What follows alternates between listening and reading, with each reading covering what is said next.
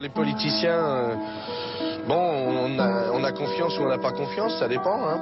Mais en tout cas, on sait quelque chose, c'est qu'il y a officiellement 600 000 personnes qui n'ont pas à bouffer en France, quoi, tous les jours. Et les mecs vous disent ça comme un chiffre, et quand on leur demande qu'est-ce qu'ils vont faire pour ça, ils disent, ben, je sais pas. Alors nous, on sait et on le fait, voilà. On est dans la merde.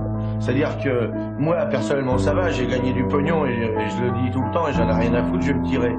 Mais pour ceux qui sont obligés de rester, c'est vraiment le bordel. C'est vraiment pas bien. Il y a une pyramide sociale où il y a un mec qui est en haut, tout seul. Giscard, vous direz, il y a du vent en ce moment-là. Parce qu'il y a beaucoup de mecs qui veulent sa place. Et plus on descend, plus on est nombreux. Et quand on arrive en bas, on est vraiment dans la merde.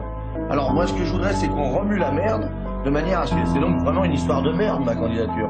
Je voudrais qu'on remue la merde et que l'odeur monte jusqu'au nez des mecs qui dirigent et qu'au lieu d'être tourné vers l'extérieur du pays, ils se tournent un peu vers l'intérieur et qu'ils disent qu'est-ce qu'il y a, qu'est-ce qui se passe, qu'est-ce qu'ils ont ceux-là. Ah merde, on leur prend tout leur pognon. Ah oui, il faudrait leur en laisser un. C'est un mec qui a donné à bouffer aux gens, quoi. C'est incroyable, quoi.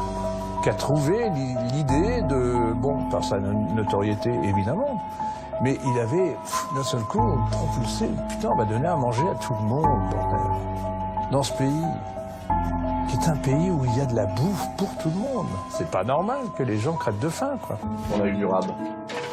On en a eu un peu plus que prévu. Alors on vous a amené le reste.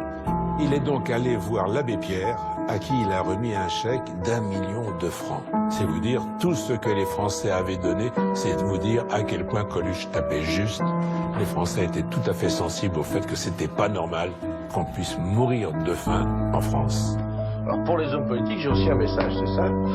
Et puis pour ce que je crois à leur sincérité, j'ai un autre message, c'est ça.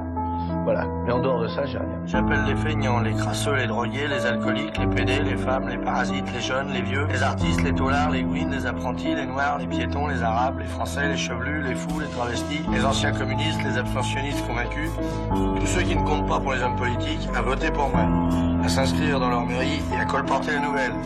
Tous ensemble pour leur foutre au cul avec Coluche, le seul candidat qui n'a pas de raison de mentir. Je me suis trouvé dans une situation avec les Restaurants du Cœur où ils m'ont tous fait des promesses, tu vois.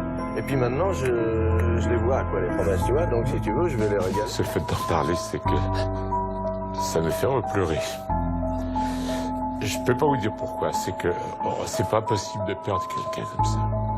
Et que la mémoire revient instantanément, c'est-à-dire ce coup de téléphone où j'ose pas poser la question, mais... Et le dernier me dit, il est mort.